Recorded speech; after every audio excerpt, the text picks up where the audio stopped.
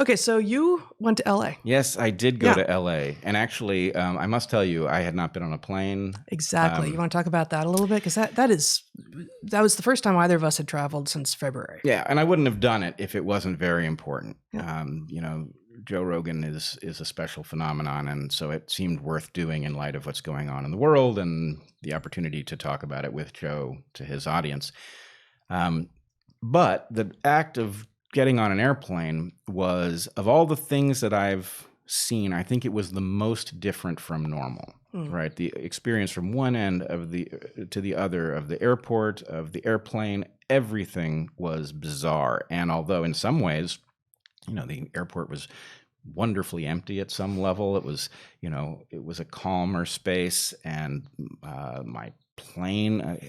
Zach, do you have the video? Can you put the video on that I took of my plane? Okay, so we'll show you a video of what it looked like on my plane. This is Portland to LA. You can see very few seats are full. A flight that would have been full. Yeah, this flight would have been jam-packed on a normal day.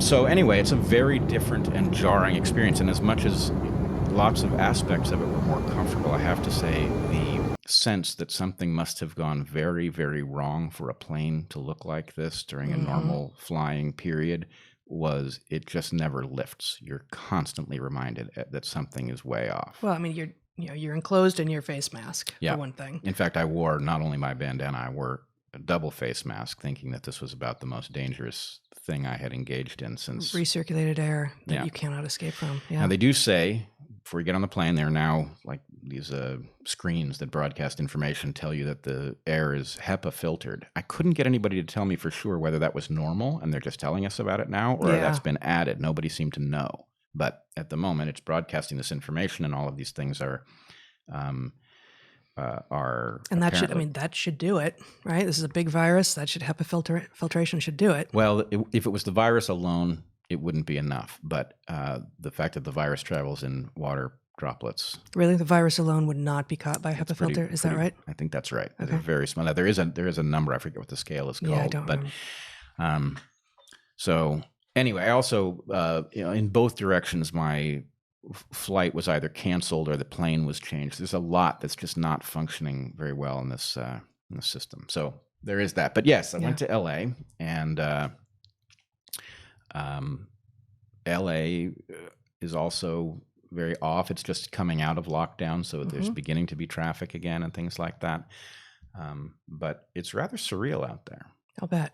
So, I guess I'm curious, and maybe most people wouldn't be if they don't know LA well, but the idea of an LA without traffic strikes me as not really LA, in a much improved environment. But I think, earlier in the lockdown, we were hearing that the streets were empty and kids were playing ball in the streets and such. And is there anything else you want to say about, the experience of moving through LA as it emerges from lockdown?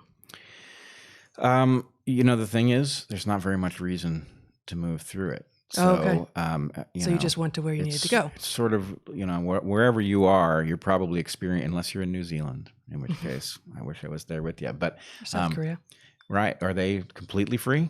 I'm not sure, actually. I'm not sure. But you're somewhere on pause, some kind of pause, and that experience varies a bit. But the weird sense of, things happen in one place, and it can disrupt the functioning of a city, but for the world to be this way at once is very strange.